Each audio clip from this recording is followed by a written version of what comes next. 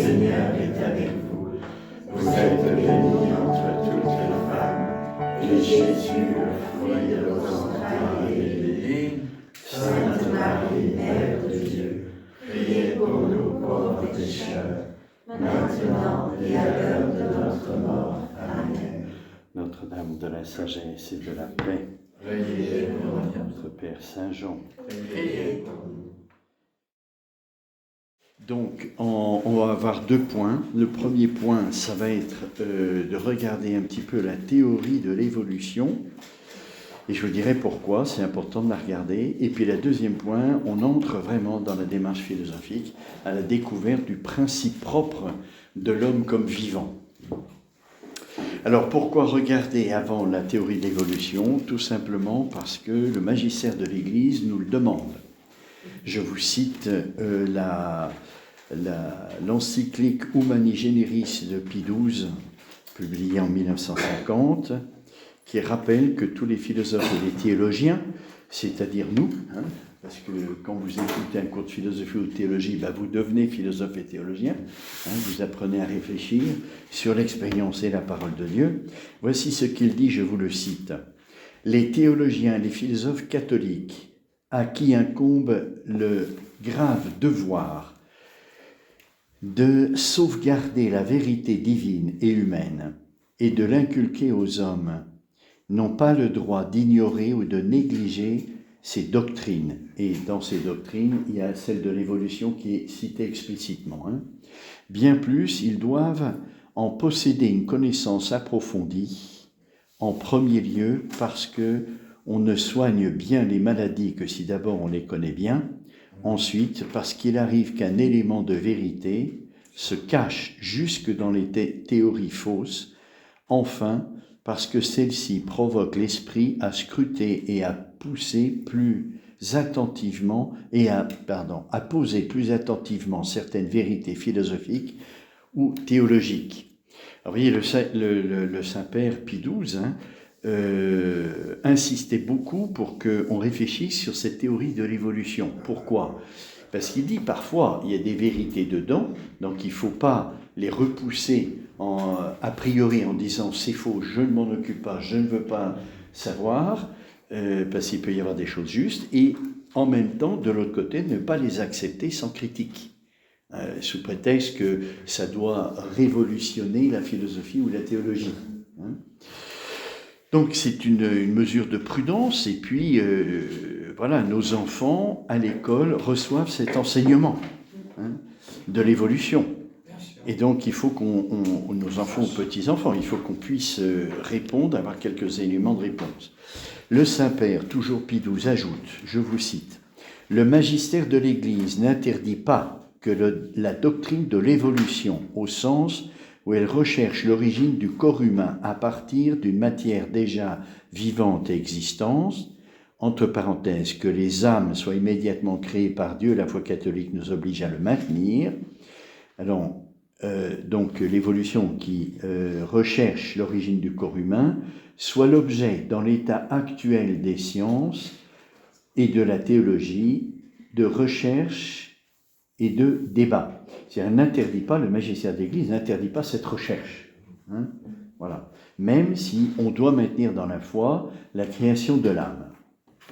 Autrement dit, tant que cette doctrine de l'évolution n'est pas prise comme un principe universel qui vaut pour tout, mais qu'elle reste dans le champ de son étude, c'est-à-dire ce qu'elle étudie exactement et précisément, il n'y a pas d'opposition avec l'enseignement de l'Église. Il faut savoir ça déjà. Parce que si vous dites le contraire, non seulement vous êtes en opposition avec l'enseignement de l'Église, mais on va vous objecter des choses qui seront justes et vous aurez plus de réponses à donner. Alors, l'intérêt aujourd'hui pour nous, je viens de vous le rappeler, c'est que nos enfants à l'école, ils sont enseignés par ça. Alors, il ne s'agit pas seulement du danger des conclusions, c'est-à-dire des conclusions d'une théorie de l'évolution qui serait fausse parce que exagérée, vous voyez, imaginativement. il s'agit aussi d'une formation de l'intelligence. Et c'est ça le plus grave. Les conclusions, on a la foi qui nous maintient que l'âme est créée par Dieu. Donc ça va pour un chrétien. Hein. Mais on forme l'intelligence à autre chose. On forme l'intelligence à un type de recherche de vérité qui est contraire à celle de la philosophie. Non, elle n'est pas mauvaise, cette manière de réfléchir et de chercher la vérité. Elle n'est pas mauvaise, mais il faut la situer bien dans l'ensemble de la réflexion humaine, parce qu'elle est très restreinte, elle est très partielle, même si ses conclusions sont très séduisantes parce qu'elle va très loin dans la recherche, elle est très précise et elle répond à des choses qui peuvent expliquer le devenir de la vie. Hein. Donc, il peut y avoir des côtés très séduisants, hein, parce que ça explique plein de choses. Hein. Mais c'est un regard partiel, et qui n'est pas l'essentiel du regard. Hein, c'est un regard accidentel. Seul le philosophe peut avoir, et on le verra quand on fera la démarche de la deuxième partie, la démarche philosophique, seul le philosophe peut avoir un regard plus profond, plus pénétrant que celui de la science et donner une vérité plus complète. Oui. Donc, normalement, on le sait au point de vue chrétien, il n'y a pas d'opposition entre la science et la philosophie. Parce que c'est Dieu qui est créateur de l'intelligence, de l'âme, dans laquelle il y a l'intelligence humaine, qui est capable de ces deux démarches. Donc il ne peut pas y avoir d'opposition. Hein, parce que c'est Dieu qui est à l'origine de tout, hein, même si l'homme coopère. Voilà. Donc, ceci dit, vous voyez, le problème, c'est que nos jeunes donc, sont enseignés par cette théorie que l'intelligence est formée à un type de démarche, et quand l'intelligence a pris un pli, après, c'est très difficile d'en sortir. C'est très difficile. Et c'est ça, je vous avais rappelé au premier cours, c'est ça le positivisme. Hein. Le positivisme, c'est pour ça que c'est intéressant d'étudier une théorie qui devient positiviste, hein, parce que l'intelligence n'a plus la possibilité après de regarder la vie d'une autre manière. Et pas seulement, c'est d'une manière beaucoup plus générale que ça. Vous voyez, former l'intelligence au raisonnement scientifique, c'est comme un absolu, comme si c'était la seule manière dont l'intelligence, c'est anticontemplatif. La contemplation, c'est l'intelligence capable d'adhérer à une réalité qui dépasse ses capacités, qui dépasse les capacités de l'intelligence. L'intelligence est capable de faire ça, hein, de découvrir et d'adhérer à quelque chose qui la dépasse. Tandis que la science, non, elle ne fait que déduire. Alors, si on forme chez nos enfants une intelligence à l'esprit scientifique, vous comprenez qu'ils sont enfermés et ils n'arrivent plus à dépasser leur connaissance. Donc, au point de vue éducatif, c'est catastrophique. Hein, si on ne contrebalance pas par un autre regard. Parce que petit à petit, on laïcise l'intelligence, voyez. L'intelligence, je vous parlais contemplative, c'est celle qui est capable d'adhérer à ce qui la dépasse, c'est la dimension religieuse de l'intelligence. Donc si on enferme l'intelligence en la formant dans un raisonnement scientifique, on la laïcise. Hein?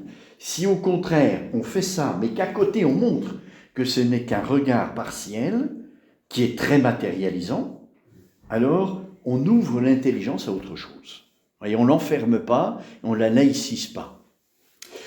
Alors, entrons dans cette théorie de l'évolution.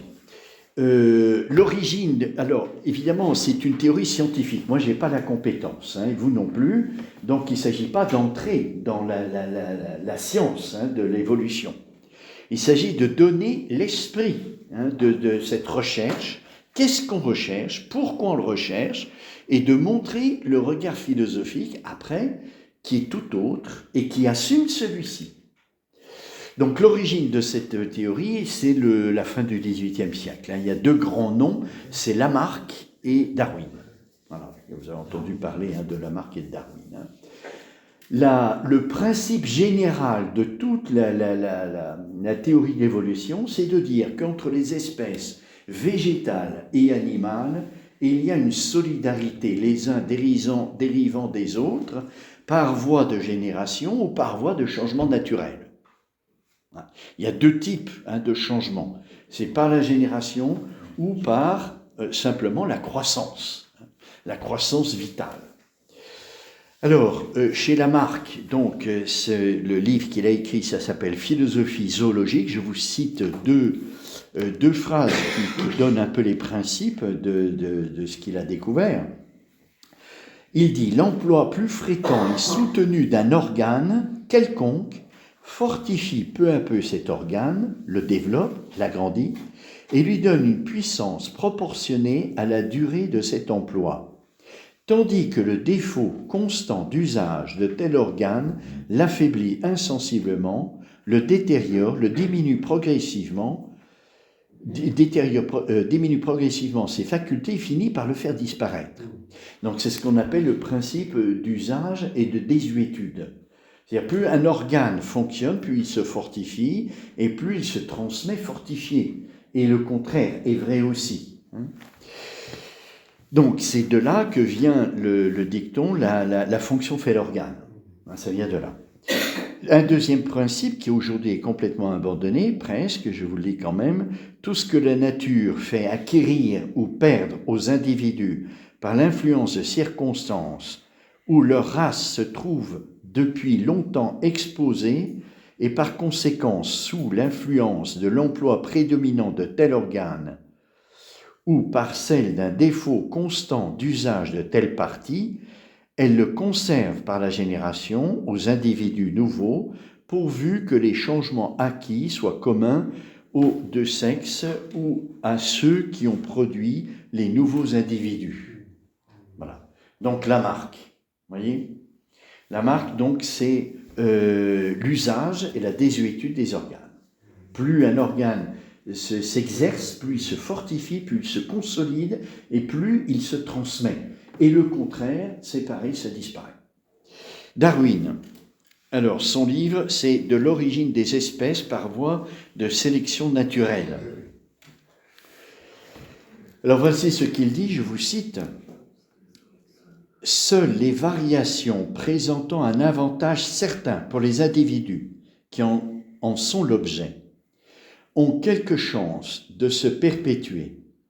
Le fait le plus constamment observé dans la nature est la concurrence vitale qui se concrétise par la lutte pour l'existence dans laquelle l'emportent nécessairement les plus forts et les plus résistants.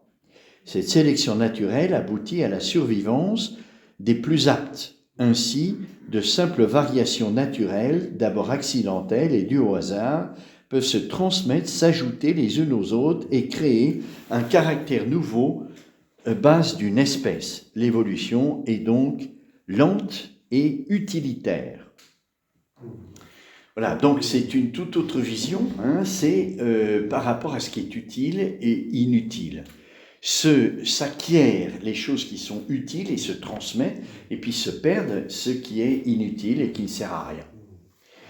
Vous voyez, alors, si la création, la fonction fait l'organe pour Lamarck, pour Darwin, c'est le struggle for life, c'est le combat pour la vie. Voilà, c'est ça, le combat pour la vie. Alors, il ne faut pas le prendre d'une façon dialectique, c'est-à-dire la lutte des espèces les unes contre les autres. Ce n'est pas ça que Darwin veut dire. Il veut dire que, il prend l'exemple des dinosaures. Les dinosaures, l'espèce qui a survécu des dinosaures, c'est les oiseaux. C'est-à-dire, ce n'est pas les espèces les plus fortes physiquement. C'est-à-dire, c'est les espèces qui sont capables de vaincre de nouveaux prédateurs, de vaincre de nouveaux virus, de vaincre tout ce qui peut s'opposer à elles. Voilà. Donc, ce n'est pas forcément la lutte physique des espèces les unes à l'égard des autres, mais c'est l'adaptation à la nature. Alors, comme exemple, pour différencier encore mieux Lamarck et Darwin, les girafes. Les girafes ont un cou très long. Alors, Lamarck va dire, eh bien, c'est parce que pour se nourrir, elles sont obligées d'être très haut pour cueillir les fruits. Et donc, l'évolution fait que les girafes ont petit à petit eu un cou de plus en plus long pour pouvoir survivre. Voilà. Darwin dira non, non, non, non, non, non, non. Parmi les girafes, celles qui ont le cou moins long et le cou le plus long, ce sont celles qui ont le cou le plus long qui ont survécu. Parce qu'elles pouvaient se nourrir et les autres ont disparu. Ouais, c'est deux explications. Mais c'est intéressant de voir comment, et ça sera comme ça aujourd'hui, on va en parler encore, hein. Aujourd'hui, l'évolution a pris un tour un peu différent, mais vous voyez bien, c'est une explication par rapport à des phénomènes qu'on constate. Et les explications peuvent être très différentes. Alors vous voyez, par rapport à la réalité, elle est la même pour tout le monde. Mais les explications sont vraiment différentes. Ça montre bien qu'entre l'explication et la réalité, même si l'explication prétend rendre compte de la réalité, il y a un décalage. Il y a un décalage. Donc ça, c'est pas du tout ce qu'on connaît en philosophie. En philosophie, au contraire, on est très proche de la réalité, on reste lié à la réalité. On ne décolle pas de la réalité. Il y a des abstractions, bien sûr, hein, mais des abstractions naturelles de l'intelligence, qui restent, même pendant l'abstraction, liées au réel. Tandis qu'ici, on voit bien, hein, on prend en flagrant délit la science de donner des explications contraires pour le même fait. Ce qui montre bien que l'explication donnée, et c'est une question que le philosophe a posée aux scientifiques, est-ce que l'évolution est un fait ou est-ce que l'évolution est une explication? C'est pas la même chose. Hein. Oui. Alors aujourd'hui, où est-ce qu'on en est? Donc je vous passe beaucoup de savants qui ont réfléchi au problème. Et je vous donne simplement 3 noms.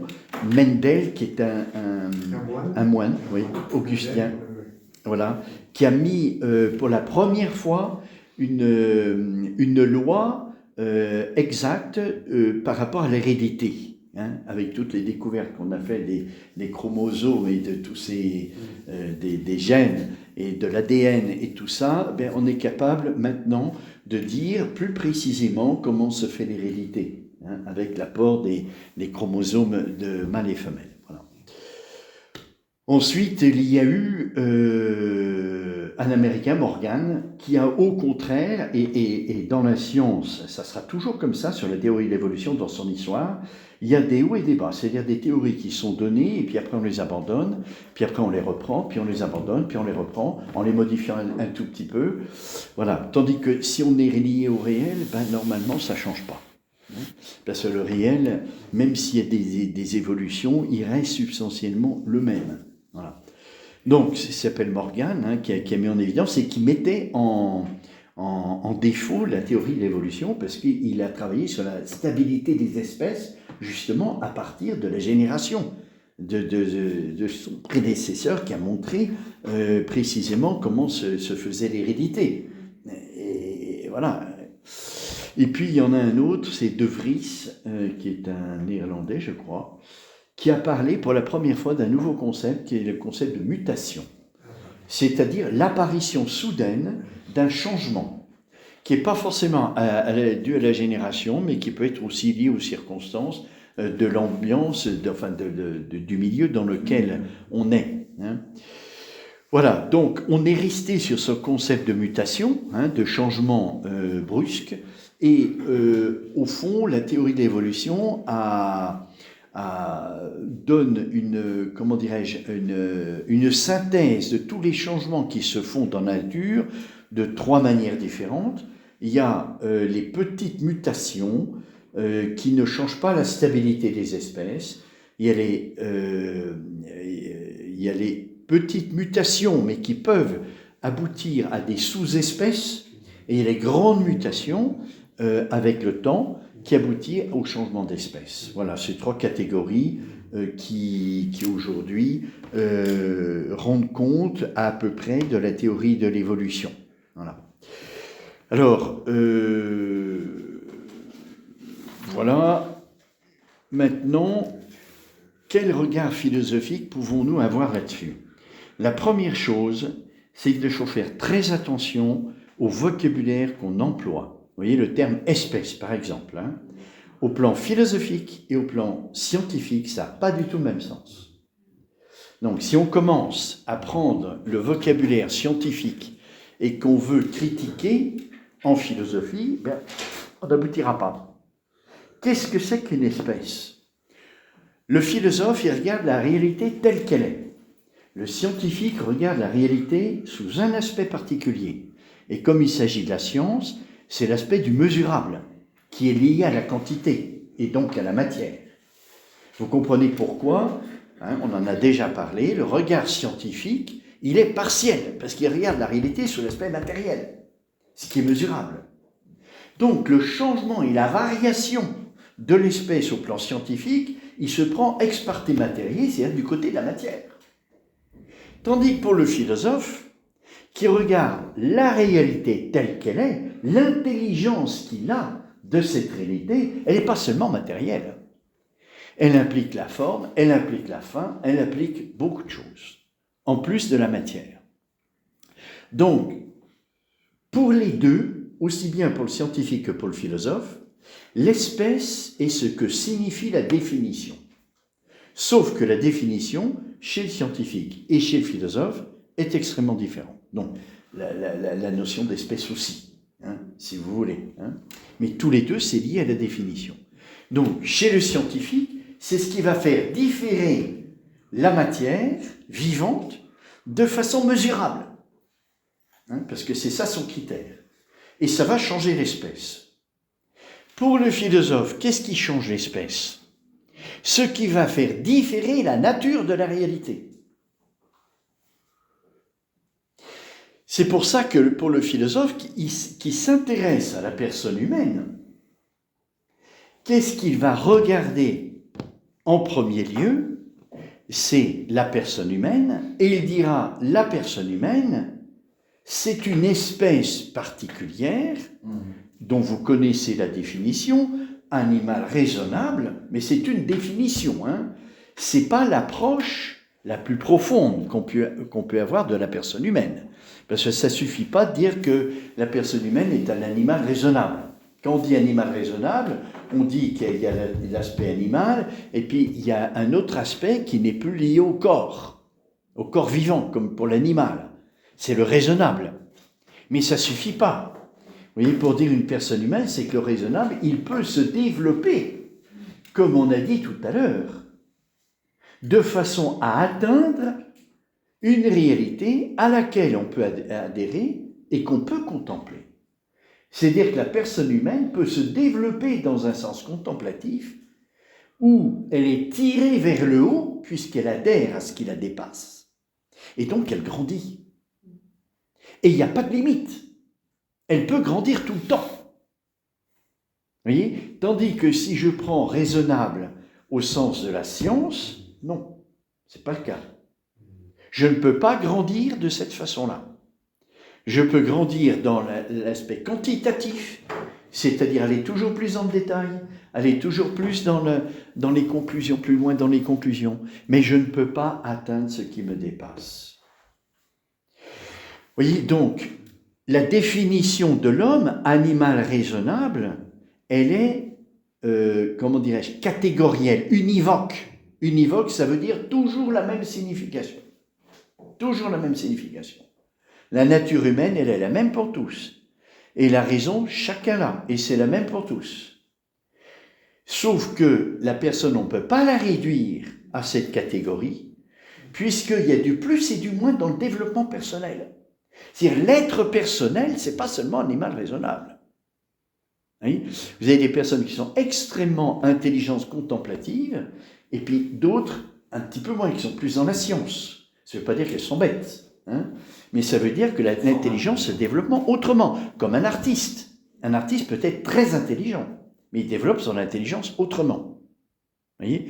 Et donc, il y a différentes formes d'intelligence, et donc on ne peut pas, et ça, vous comprenez bien, ce n'est pas univoque. Une intelligence artistique, une intelligence contemplative, une intelligence scientifique, c'est autre et autre. Ça ne peut pas se comparer. C'est autre et autre. Donc on ne peut pas réduire la personne humaine en disant animal raisonnable qui a toujours le même sens. C'est beaucoup plus que ça. C'est beaucoup plus que ça. Puisque le développement personnel de l'être personnel fait appel au développement de l'esprit, surtout, et donc qui prend des formes diverses. Un artiste et un scientifique, c'est pas la même personnalité. Bon, etc. Donc la première chose, c'est de regarder bien, quand on prend des termes scientifiques comme espèce, de faire attention que ça n'a pas le même sens chez les scientifiques et chez le philosophe. La deuxième chose, c'est donc la question que pose le philosophe au scientifique, c'est est-ce qu'il y a eu évolution réellement, et est-ce que c'est un fait ou, comme je disais tout à l'heure, une explication? Si c'est un fait, c'est la réalité. Si c'est une explication, c'est pas la réalité. C'est l'intelligence. Alors, transformer l'évolution, qui est on le verra quand on fera la démarche philosophique tout à l'heure, transformer une explication en disant que c'est un fait, et pour tous les savants c'est un fait, parce qu'ils disent qu'il y a une multitude de faits expérimentés qui concordent avec cette théorie.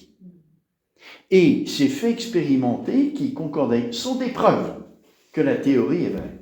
Vous voyez, ça c'est la démarche scientifique. C'est-à-dire on fait une hypothèse et on vérifie l'hypothèse. Et on la trouve vraie parce qu'elle explique tout. Ça c'est la démarche scientifique. La démarche philosophique n'est pas du tout celle-là. On ne fait pas d'hypothèse. Parce que l'hypothèse, c'est le possible. Avant que ça soit vérifié, on dit c'est quelque chose qui est possible. Et même si elle est vérifiée, ce n'est pas la réalité. C'est une explication. Donc elle peut expliquer un certain nombre de choses, mais pas tout. Donc pour un scientifique, tous les faits qui ont été contrôlés par la science concourent à dire que cette théorie, elle est vraie. Et vous voyez bien, au plan philosophique, vous devez sentir ça un petit peu, qu'au plan de la réflexion, de la recherche de la vérité, c'est une explication, c'est pas un fait. Mais pour tous les scientifiques, c'est un fait. Parce qu'il la vérifie dans tout ce qu'ils expérimentent. Vous voyez un peu le glissement, on passe du possible au réel. C'est pour ça que ça s'appelle une idéologie. L'idéologie, c'est l'idée qui se substitue au réel. Et l'idée, c'est la pensée de l'homme. On appelle l'évolution une idéologie quand la réalité est remplacée par son explication qui vient de l'intelligence humaine. Tandis que le philosophe, il cherche bien sûr l'intelligence de la réalité, mais sans quitter la réalité, sans faire des hypothèses. C'est-à-dire l'intelligibilité qu'il trouve de la réalité, elle est nécessaire.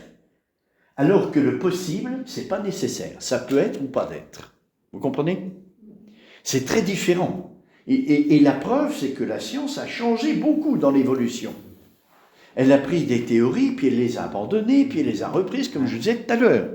Alors que si c'était nécessaire, on ne peut pas faire ça. La réalité, encore une fois, elle est la même pour tous, même si elle change, mais ça c'est le regard du philosophe. Donc ce qui fait différer pour le philosophe, par exemple je prends l'homme, qu'est-ce qui fait différer la réalité de l'homme en une autre réalité? Vous voyez bien que c'est quelque chose de substantiel. Ça ne peut pas être quelque chose d'accidentel comme la matière. C'est pour ça que pour le philosophe, il n'y a qu'une espèce, c'est l'espèce humaine. Il ne peut pas y avoir d'autres espèces. Parce qu'il considère la réalité telle qu'elle est, et on va voir, chez le philosophe, il va découvrir que le principe de vie de l'homme n'est pas matériel.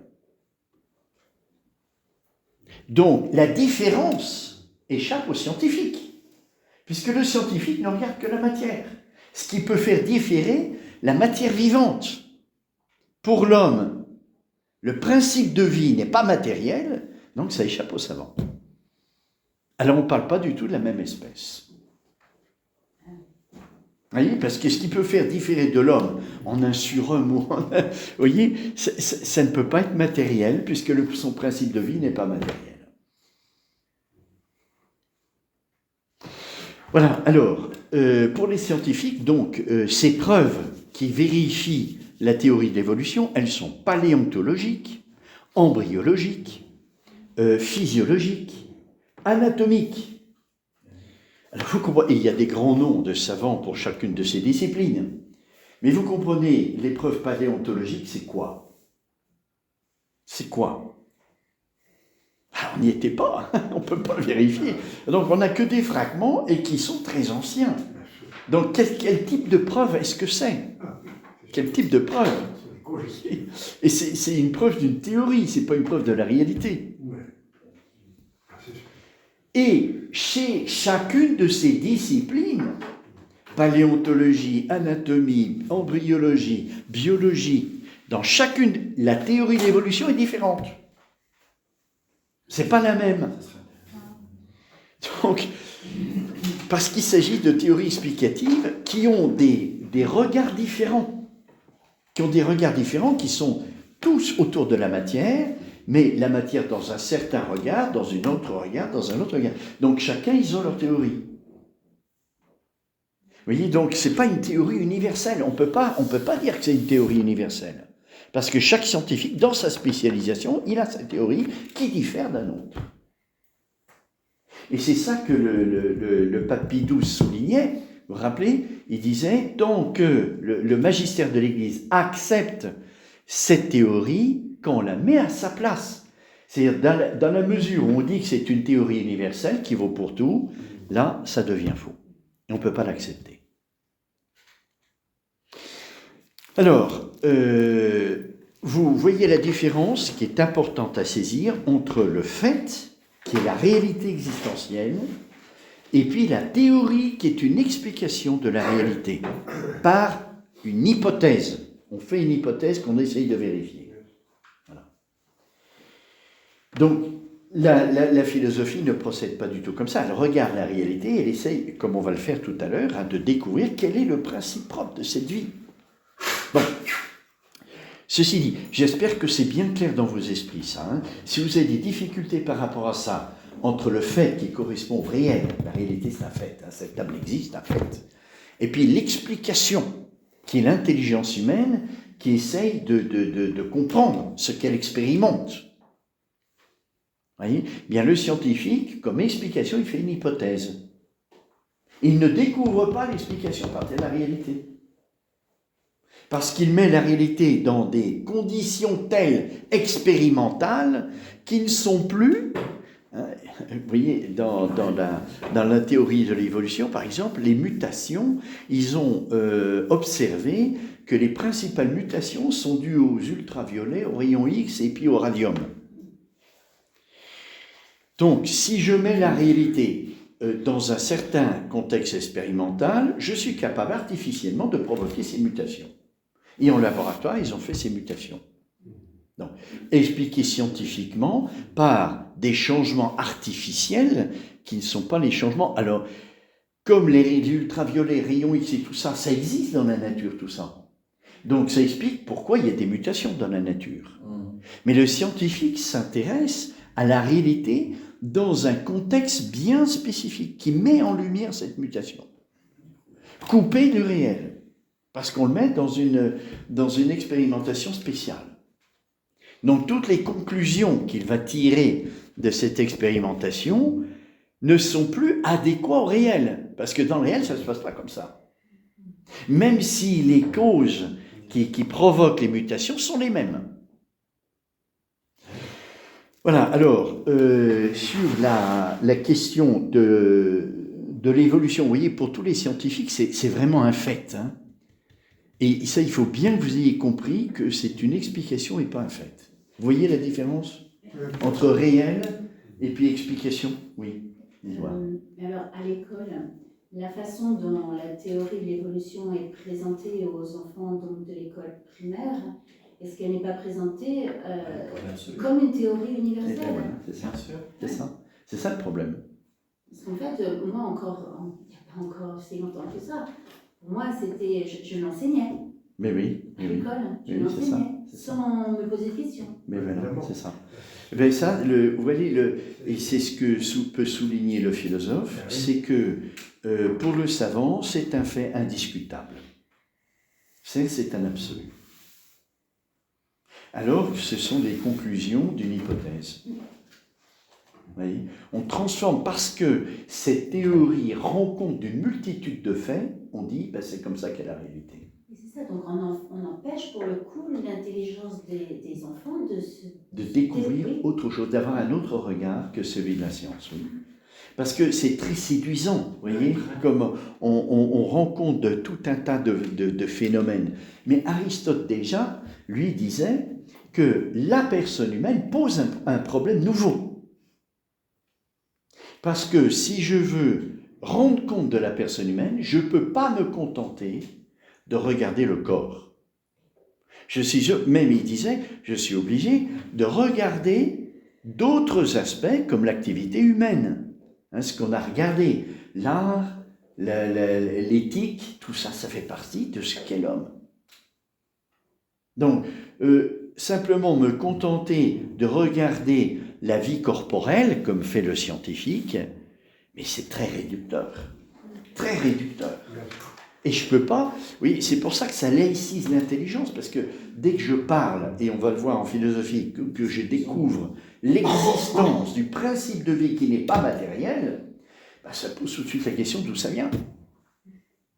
Ce n'est pas une preuve de l'existence de Dieu, hein, mais d'où ça vient. Donc ça ouvre à une dimension religieuse. On ne peut pas dire que Dieu existe à partir de là, hein, mais ça ouvre, parce qu'on n'a pas l'évidence que c'est Dieu. Ça pourrait être un intermédiaire, un ange, ou je ne sais pas quoi, un autre être oui, spirituel, parce que, voilà. Hein, mais on ne peut pas dire à partir de là que Dieu existe. Hein. Et c'est une autre démarche, hein, pour montrer l'existence de Dieu en philosophie. Hein. Mais ça ouvre, ça pose question, ça pose, vous voyez, et déjà c'est pas mal. Parce que poser une question, ça ouvre l'intelligence à autre chose. À autre chose qui n'est pas de l'ordre de l'expérience.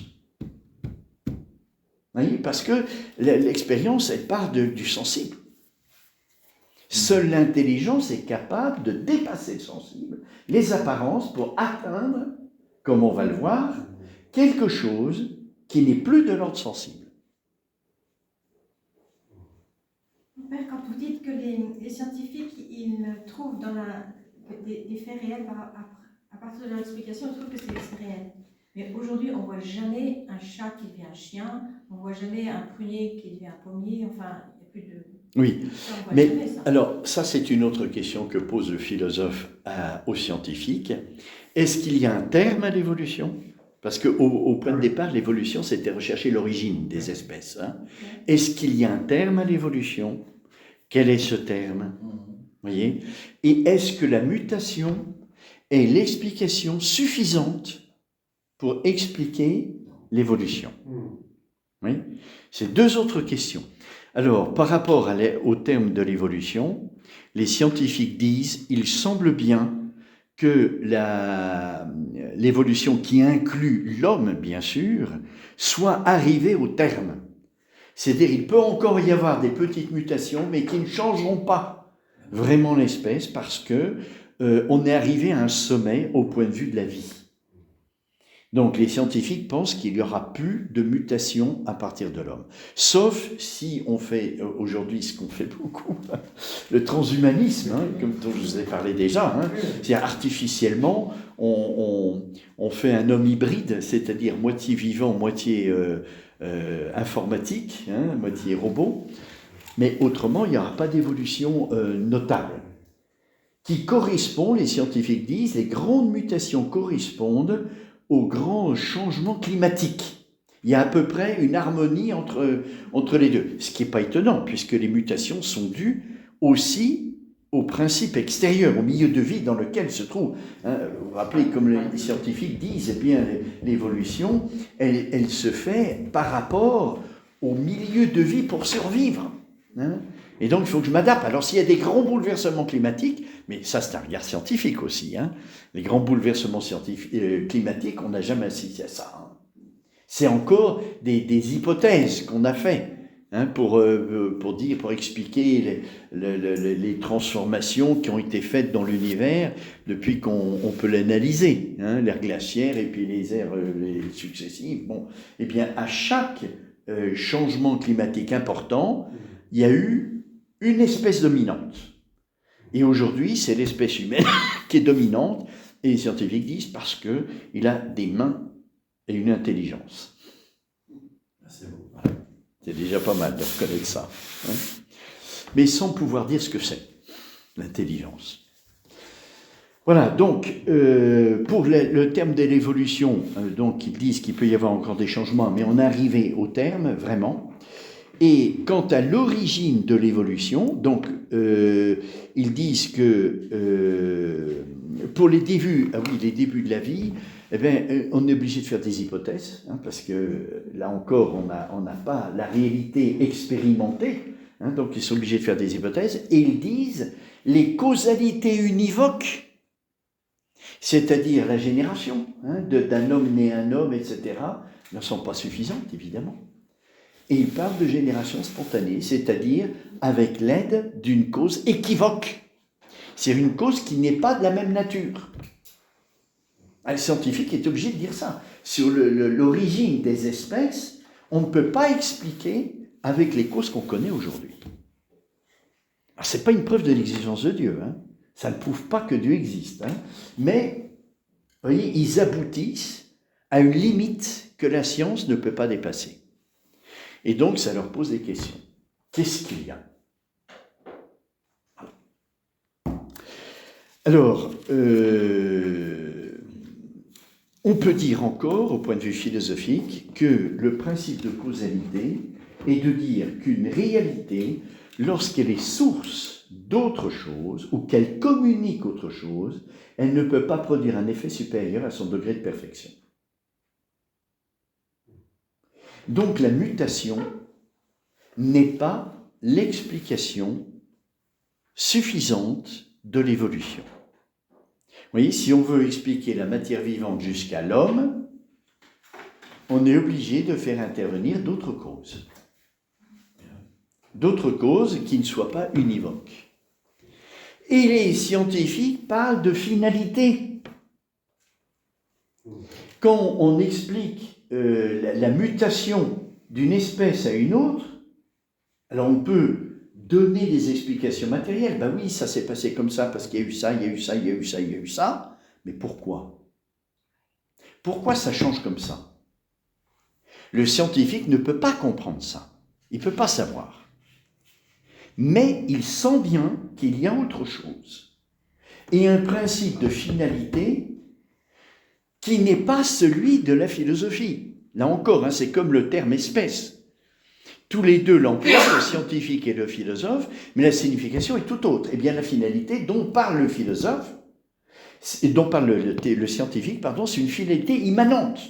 C'est-à-dire, il dit, dans la mutation, il y a une orientation vers quelque chose, mais il ne sait pas pourquoi. Mais il touche du doigt qu'il y a un sens. Et le sens, c'est quoi, dit le scientifique ? C'est vers une vie plus parfaite.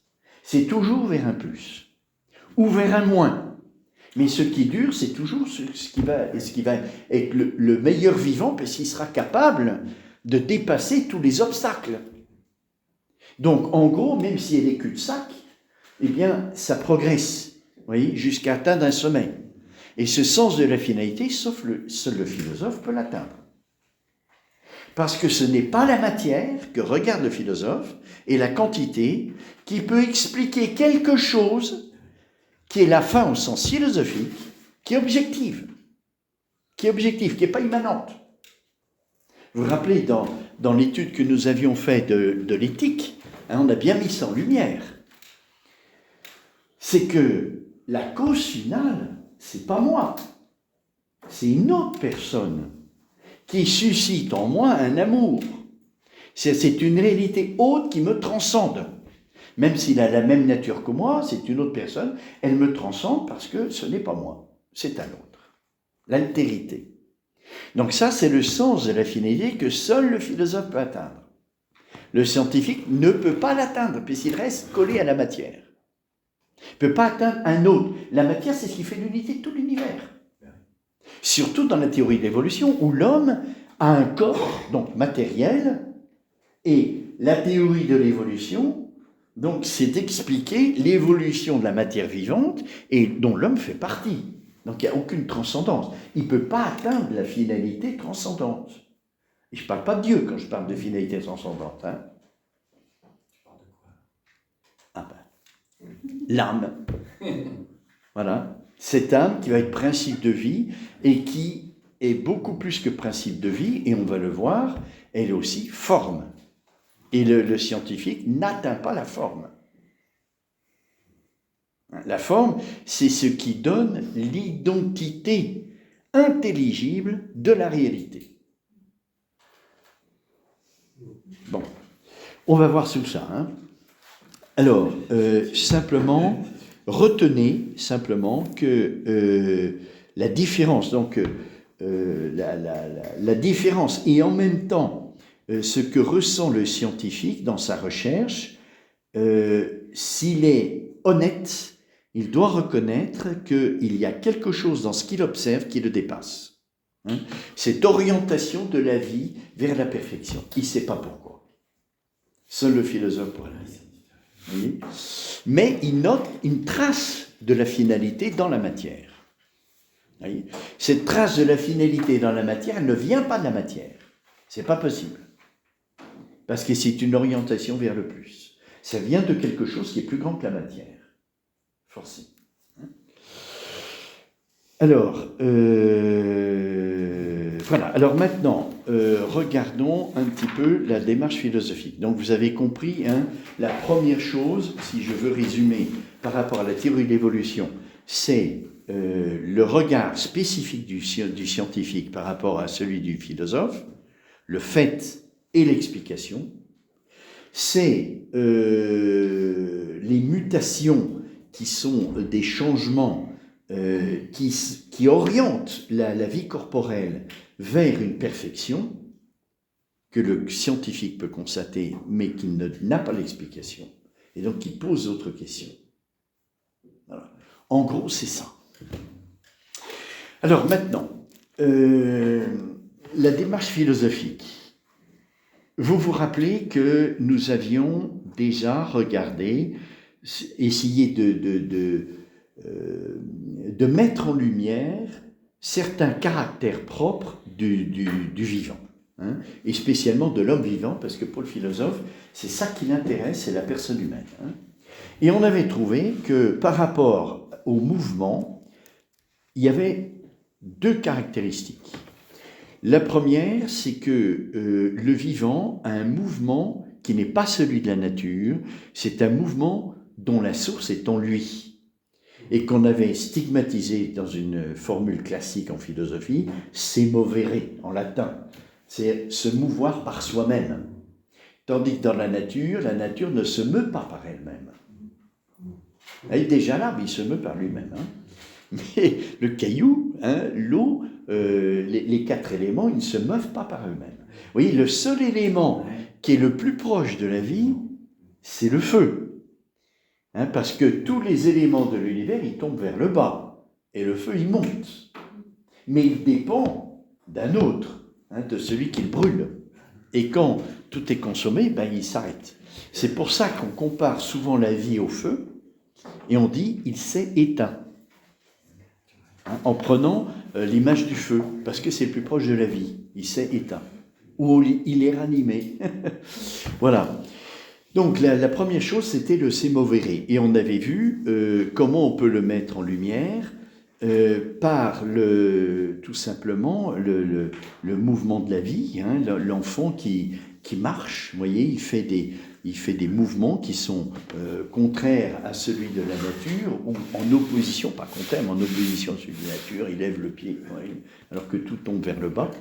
Et ça caractérise vraiment le vivant. Hein, il a la source de son mouvement en lui-même. Voilà. Ce qui veut dire aussi que l'expérience de la vie, elle est personnelle. Puisque le principe de mouvement, il est en moi. Dire ça, vous voyez, constater ça, que le principe du mouvement en moi, ça ne me dit pas ce que c'est que ce principe. Hein. Je n'ai pas encore découvert. Je l'ai localisé, si on veut, mais je n'ai pas découvert encore. Je dis qu'il y a en moi un principe de vie, un principe de mouvement, mais c'est tout ce que je peux dire pour le moment.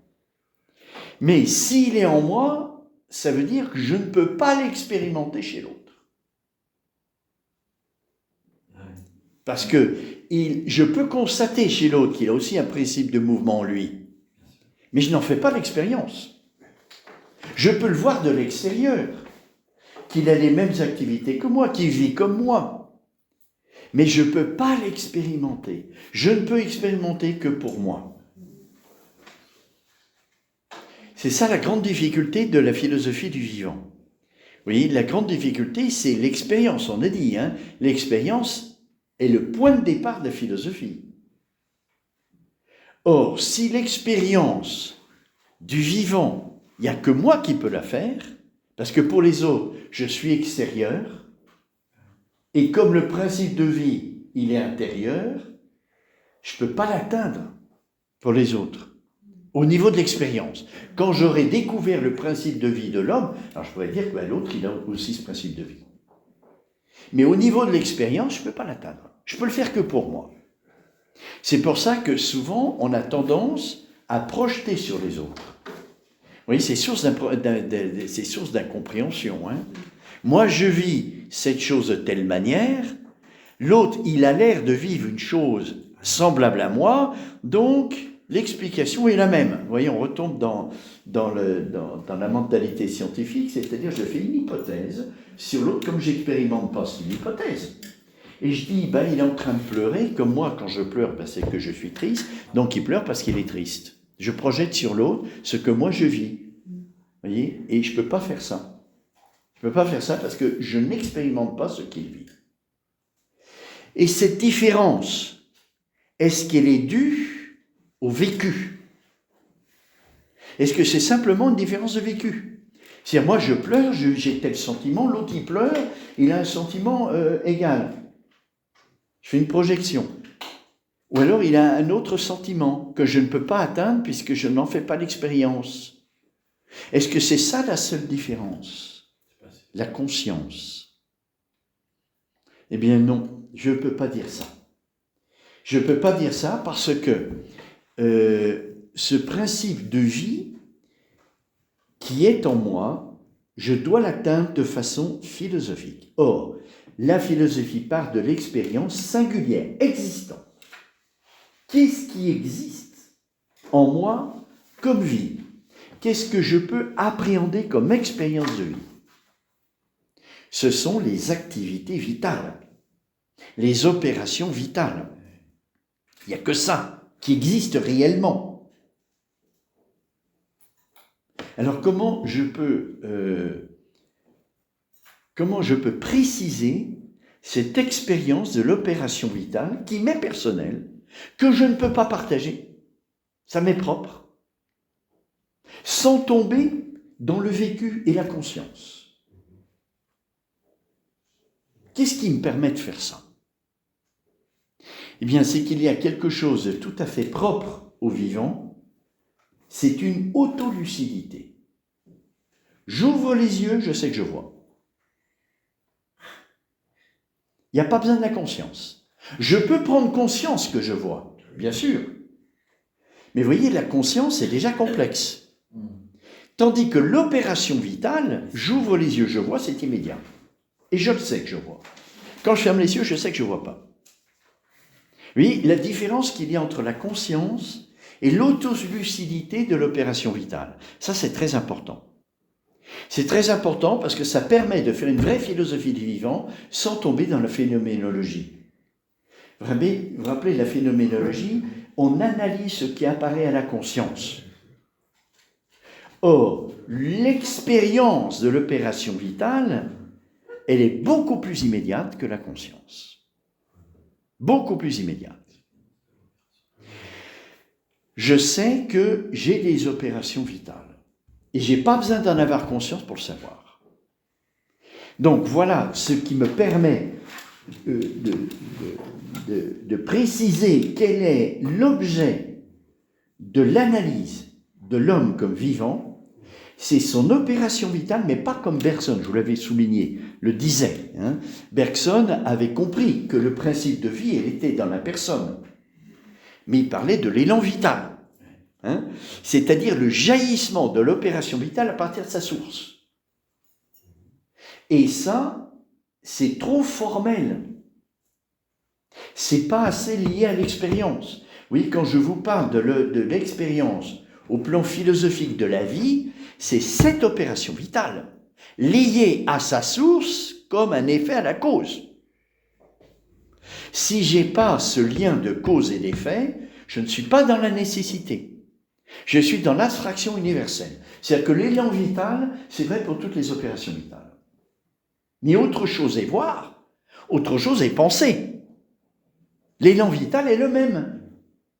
Oui, quand je parle d'élan vital, c'est pour toutes les opérations vitales. Il y a une source en moi et il y a un élan vital, c'est-à-dire il y a un fruit qui est l'opération vitale. C'est juste, hein, c'est pas faux de dire ça. Mais c'est pas assez précis pour faire une vraie analyse philosophique qui est nécessaire.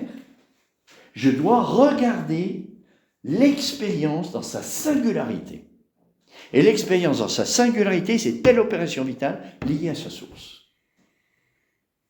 Avec cette auto-lucidité qui me permet d'avoir le jugement d'existence, hein, qui est le lien avec le réel. C'est l'intelligence, cette table existe, voyez, je la vois, je la touche, et seule l'intelligence dit, elle existe. C'est ça le jugement d'existence. Hein. S'il n'y a pas ce jugement d'existence qui lie ma capacité de connaître avec la réalité, pour rester collé à la réalité, et ne pas faire des théories d'explicatives, si je n'ai pas ce jugement d'existence, je ne peux pas faire de philosophie. Alors, comme en philosophie du vivant, le principe est en moi, ça devient compliqué. Quand je fais l'expérience de la table, je la vois, je la touche, il y a une objectivité, hein, grâce aux 5 sens. C'est plus facile. Tandis que saisir une opération vitale sans l'expérience sensible, parce que toutes les opérations vitales ne sont pas sensibles, comment je fais? Eh bien, c'est grâce à cette autolucidité. Je sais, et je ne peux pas me tromper que je le vois. C'est autre chose, fermer les yeux, j'ouvre les yeux, c'est pas pareil. Vous voyez, je pense et je ne pense pas, je dors. À moins que je dors toutes les journées. Alors, si je dors toute la journée, je ne peux plus faire la différence. Hein. Mais quand je pense, et plus je pense, plus je sais que c'est différent de dormir. Donc cette autolucidité, elle est précieuse parce qu'elle me permet de dépasser la phénoménologie, de ne pas m'arrêter à la conscience. C'est important parce que la première expérience que je vais faire de ce principe intérieur, c'est quoi? C'est comme c'est un principe intérieur, j'ai une intériorité. Et ça, personne ne peut le nier. J'ai une intériorité. Et cette intériorité, elle est mise en lumière dans l'amour, spécialement. Pourquoi l'amour? Parce que c'est l'activité vitale la plus élevée pour nous. Donc, si le principe de l'activité vitale est immanent, plus je prends une activité vitale élevée, plus l'intériorité est grande. Donc, c'est dans l'amour que je peux faire l'expérience de cette intériorité. Quand j'aime profondément quelqu'un, je porte cette personne en moi. Je la porte. Et ce n'est pas seulement une question de mémoire. Parce que même quand j'y pense pas, je suis transformé par l'amour.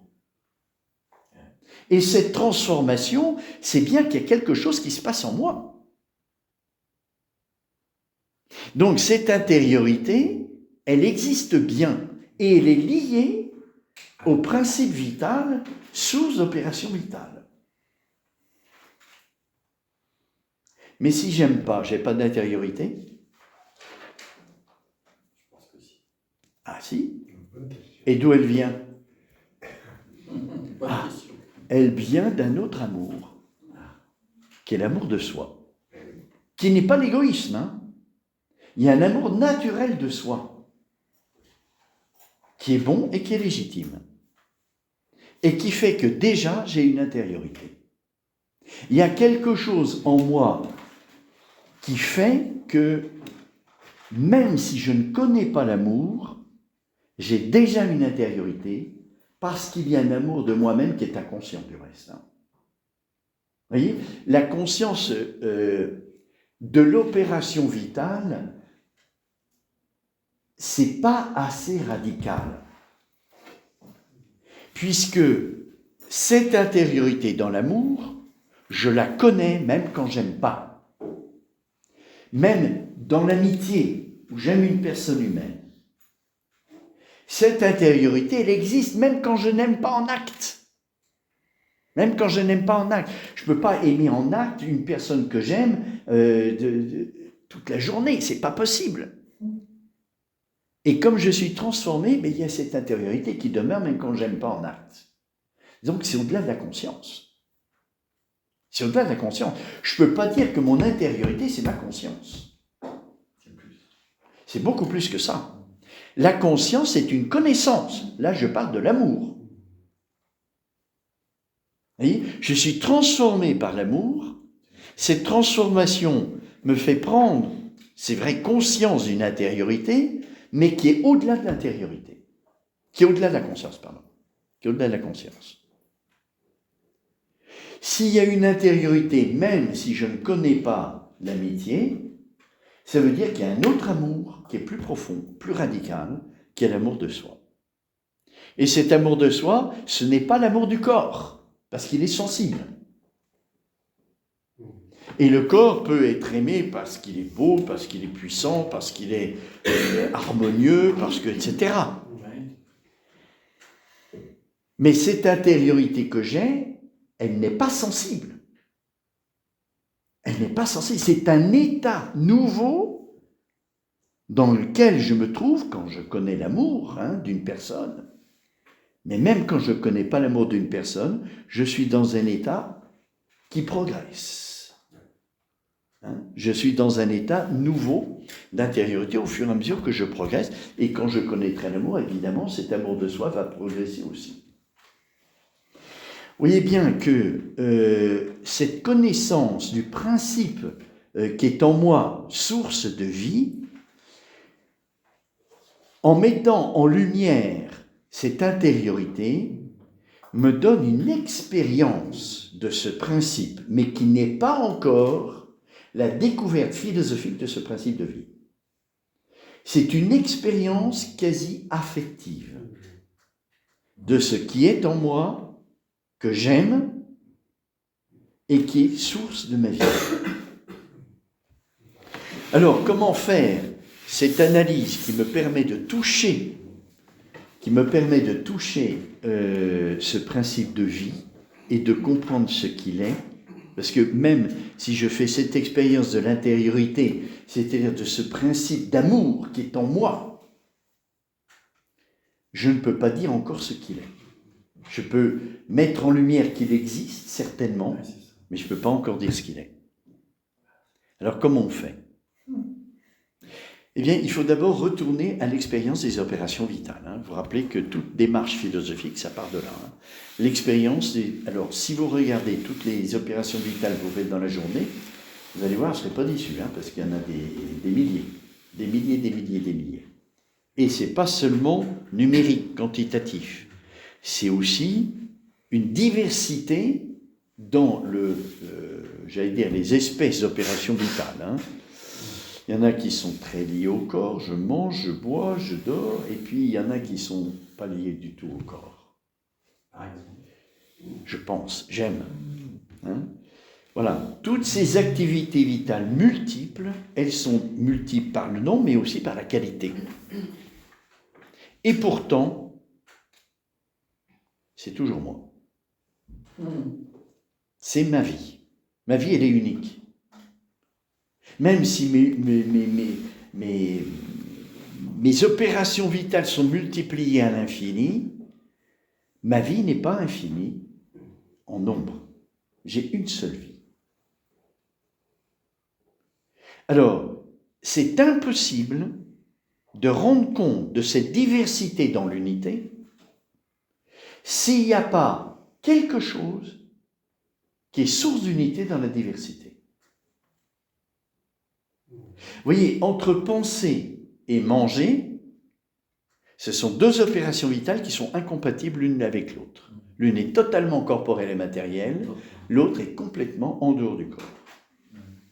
Comment se fait-il qu'elles soient unies s'il n'y a pas quelque chose d'autre qui les unit et qui soit au-delà des deux?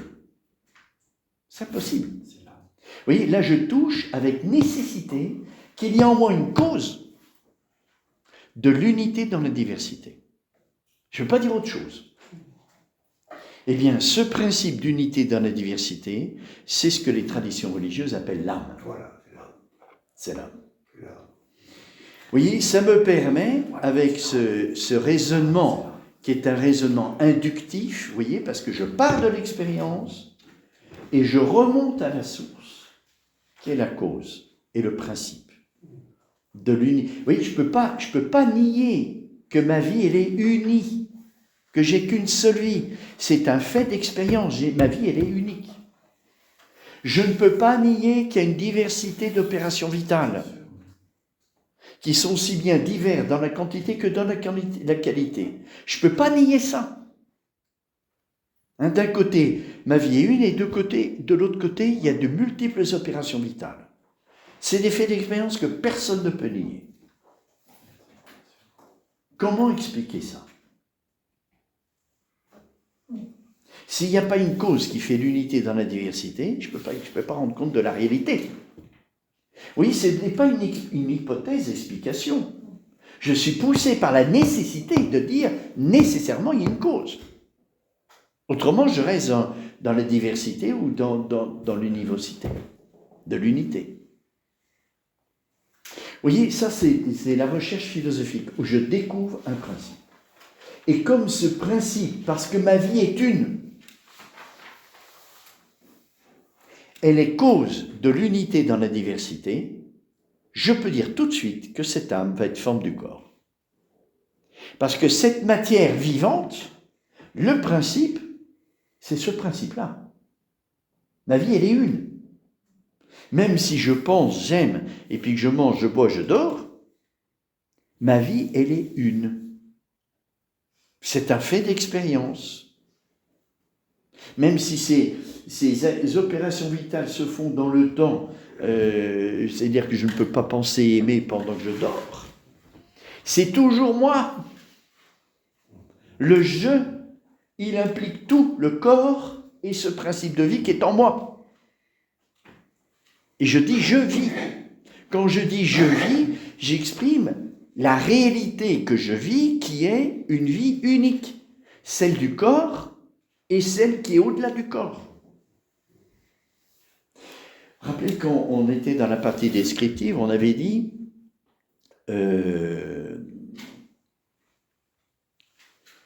que l'homme ne peut pas se réduire à la théorie de l'évolution, hein, que l'homme constate que la vie du corps, elle atteint un sommet, puis après, ça redégringole, hein, mais qu'il y a autre chose qui continue de grandir pendant un certain temps. C'est-à-dire que ma vie ne se réduit pas à la vie du corps. Il y a autre chose en moi. Il y a une autre croissance vitale. Voilà. Quand même une belle expérience, hein, mais c'est toujours moi qui implique le corps. Je vis. Oui, l'unité de vie, elle est exprimée par mon langage qui rend compte de la réalité. Donc cette unité de vie, je suis bien obligé de l'admettre. Et la multiplicité aussi. Donc si j'interroge pourquoi il y a cette unité dans la diversité, vous voyez la question du pourquoi, ben je touche le principe, qui est au-delà des opérations vitales, au-delà de toutes les opérations vitales. Plus grande que les opérations vitales. Hein. Le principe de causalité, c'est que les effets sont moins que la cause. Et donc, si je touche avec l'intelligence, je ne peux pas l'expérimenter, je le touche avec l'intelligence. Mais comme il y a une nécessité, je sais que c'est vrai. Je ne peux pas dire autre chose. Donc, je peux dire tout de suite que l'âme est forme du corps. Parce que la vie corporelle, elle est animée par ces principes uniques. Donc, c'est l'âme qui donne la forme de vie, la forme de vie du corps. Oui, c'est tellement vrai que en éthique, on avait vu ça, hein, je ne sais pas si vous vous rappelez, mais toute la partie animale, de la vie corporelle, les passions par exemple, hein, la concupiscence et puis l'irascible. Quand il y a la vie spirituelle, elle est transformée, parce que ma vie est unique. Elle est unique. Et on avait vu, dans la partie descriptive, que s'il y a une multiplicité et une unité, c'est qu'il y a un ordre. Une multiplicité ne peut pas être réduite à l'unité s'il n'y a pas un ordre. Et cet ordre, c'est quoi? C'est la vie la plus parfaite. Celle de l'esprit. Donc ma vie, elle est unique parce que tout l'aspect de la diversité la plus grande entre les opérations vitales du corps et les opérations vitales spirituelles est ramenée à l'unité. Elle est ramenée à l'unité par ce principe de vie qu'est l'âme.